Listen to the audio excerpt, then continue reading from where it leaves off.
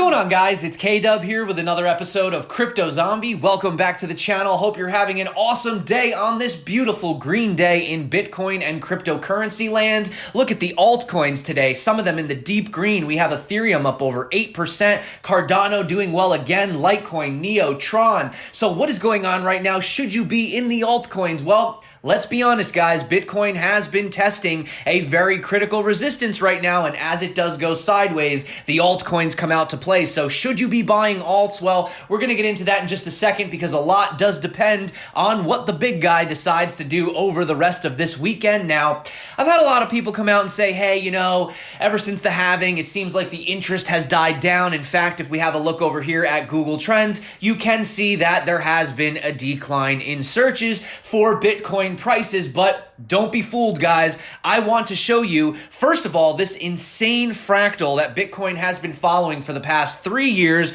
We're going to go into what this chart is, why it's following it, and if it does play out like this fractal has been for 3 years, well, the next move could be an explosive move to the upside. I also want to go into 4 reasons why Bitcoin demand is skyrocketing, and I want to talk about the fact how a lot of traders in both futures and specifically options markets are turning bullish on Bitcoin. But I hear what you're saying. If everybody's bullish, doesn't that mean the price has to tank, right? Most people are wrong. Well, we're going to go into all that today. Hopefully we can keep this video super quick. Definitely stick around to the end. You guys rock. If you haven't gotten subscribed, consider it. And without further ado, let's dive directly into the TA. So you can see as Bitcoin begins to follow these major trends, just kidding, guys. Although I have seen some crazy TA out there. No, we're going to keep it simple. Basically, we are still testing the top of this resistance. You can see that Bitcoin is still sitting back above it. We are well above the 50 moving average. However, the longer we stay here, some people are saying, well,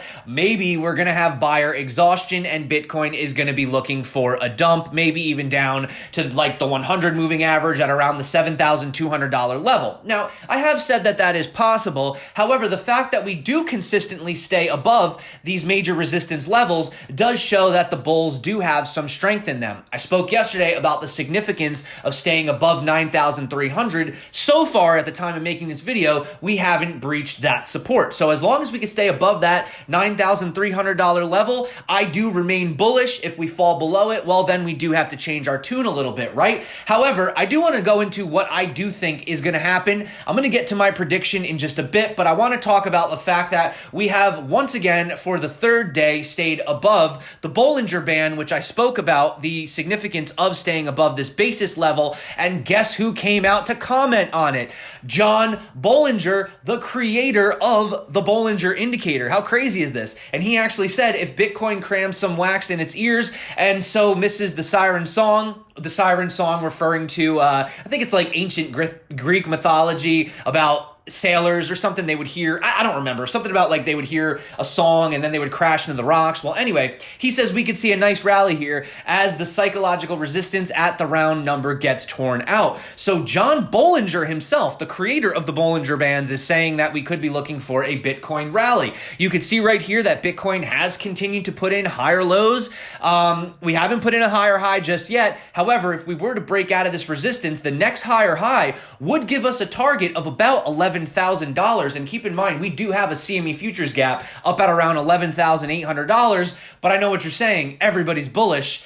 Doesn't that mean we have to dump? Well, that is a possibility. However, I do want to refer to, once again, Bitcoin possibly setting up for a 6,400% pump because we followed the exact same golden cross, death cross, golden cross pattern that we saw back in 2015 that basically set Bitcoin up for the massive rally leading into 2016 and 2017 where we hit the all-time high. But here is the kicker, and shout out to Mr. Chief. So this is mind-blowing, and this is not something that Bitcoin has been doing, you know, just the past month or the past year or even just the past couple days. This is a fractal that Bitcoin has been following since basically 2016 all the way to now. And basically what you're looking at right now is the Bitcoin versus Amazon chart. So if you could see right here, the chart of Amazon on the bottom, essentially from 1998 up to 2010, and then the Bitcoin chart right here, which is in red, going up to the 20K top. Then we had the bottom right here. How crazy is this, guys? So we had our little major pump.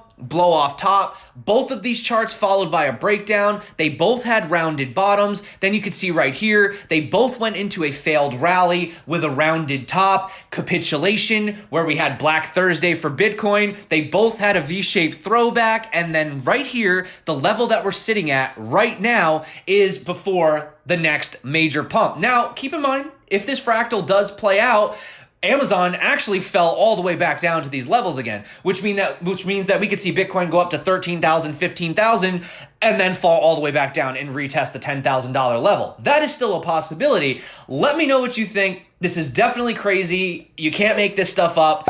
Maybe we're just getting too excited here, okay? But getting back to the charts here, you do notice that realistically we are still in a potential descending triangle, which unfortunately has fallen to the downside on most of the breakouts. You could see right here that we could potentially go sideways. This is over on CME Future. However, if we were to break above this level, we would actually end up most likely getting support on this trend upwards, and this would put Bitcoin in a pretty much would set it up for a nice breakout. Let's just put that into perspective, okay? Having a look right here on Bitstamp, we can see that if we actually go on the lower wicks, it may potentially be a symmetrical triangle, not a descending triangle. And if that was the case, then we would be looking for the breakout to the upside. So could Bitcoin's price fall lower? Yes, we could fall back down to even the low 9,000s, which I said that would be below the 9,300, but we would still be putting in a higher low. So basically, what am I looking at? What do I see happening? Well, if Bitcoin does decide that it does want to fake out to the lower side, this is just my opinion. Don't hold me to it. I'm just a crazy guy on the internet. I could be wrong,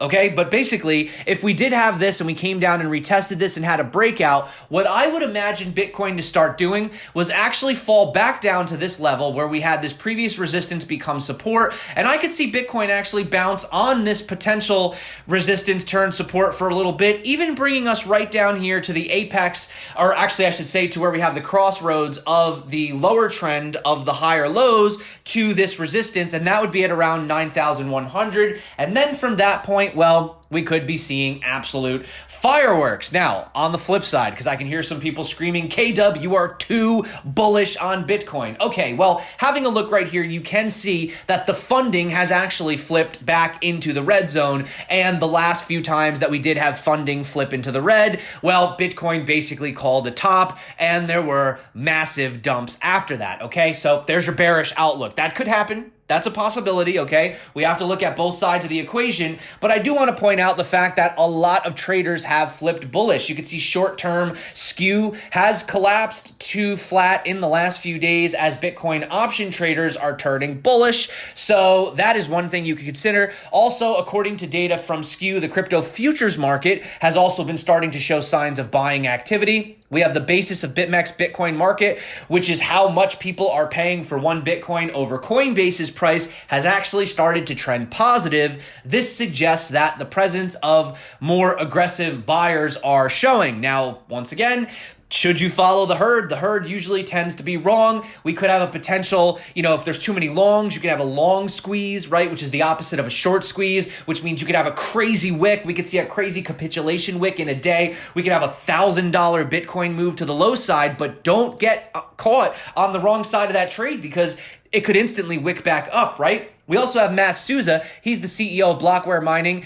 He also identified 4 reasons why demand for Bitcoin is growing. Number 1, he does say that there is a growing geopolitical unrest. In fact, if I refer back to this tweet that I had from Jeff Dorman that I showed you guys yesterday, he talks about the Chinese yuan falling to all-time lows. And the last time that this happened, we saw a massive pump in the Bitcoin price. And actually, to show you the counter of that, the last time that it was the opposite, we saw a decline in the Bitcoin price. So this is potentially signaling it. He also talks about negative interest rates having continued in the world's top economies. Bitcoin stands to benefit from this because it offers no yield over negative rates. Number 3, we have central banks continuing to print money. I don't think I have to go into too much detail about that. And finally, he does talk about Bitcoin continuing to become a payment system over time. I know that the Lightning Network is not exactly where we'd like it to be. In fact, some people argue that Ethereum is probably doing a better job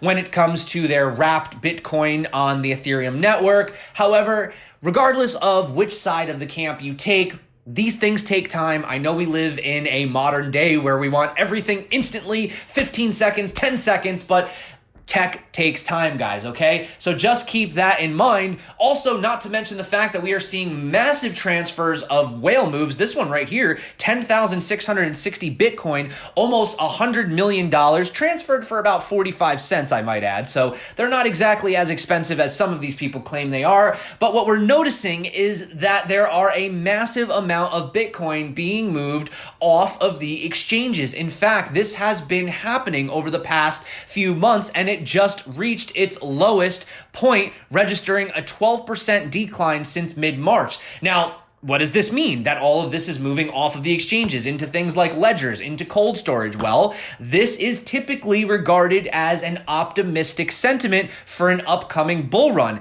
In fact, the previous yearly low came in late May, early June of 2019, which was, you guessed it, right before the major Bitcoin rally. Now, keep in mind, a lot of the outflow did come since Black Thursday from BitMEX, which had over 105,000, and Bitfinex, which had 133,000. Now, both of these exchanges, BitMEX obviously been in the news lately, lots of shadiness. People call out like they're trading against their customers, crazy stuff. Also, Bitfinex, they're very closely associated with the Tether debate. So it could just be that people don't trust these exchanges, right? Could be, but we have also seen it on other exchanges as well. Now, it's not all sunshine and rainbows for Bitcoin and cryptocurrency. As pointed out by Marius over here, he actually has a Bitcoin fund, and he was saying, U.S. scathing response to China is actually deserved. For decades now, China is quietly buying up your country, your land around the world, bit by bit. Once bought, they never sell. China is also forcing their nation not to invest in cryptos.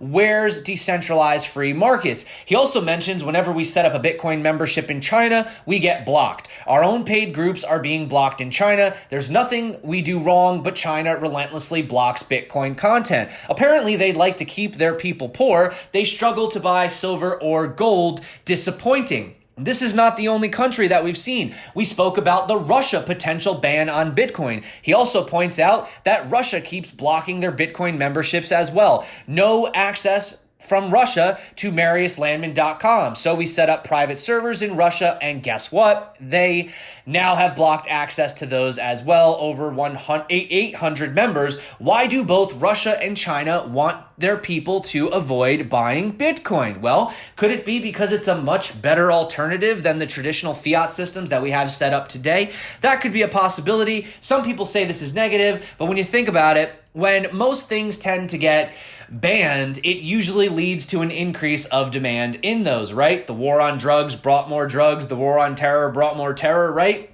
Just kind of wanted to point that out before we move on. We do have a little bit of a sort of thing going on with Ethereum right now. So unfortunately, it does say that an upgrade of Ethereum 1.0 initially expected to launch has now been pushed back. According to Hudson Jameson, an Ethereum developer, he did say 2 weeks ago that by mid next week, we would have final specifications and decisions on 3 Ethereum improvement proposals. We're creating the first ephemeral testnet, sorry, I haven't seen that word in a while, called YOLO. In the latest dev call, however, the target date of 26th of May looks like it's probably not going to happen. Now, the upgrade was needed for Ethereum 2.0 phase 0, so yeah, I mean, maybe we'll have to see how that goes. Looks like it might get pushed back again. However, I just want to point out what my buddy Velvet said over here. He says that people are saying that Ethereum is leading Bitcoin. Actually, when you zoom out and you look at things since we had the major capitulation, Bitcoin is actually above the 0.786 on the Fibonacci, whereas Ethereum is technically not above that level yet. It would have to get to about $244.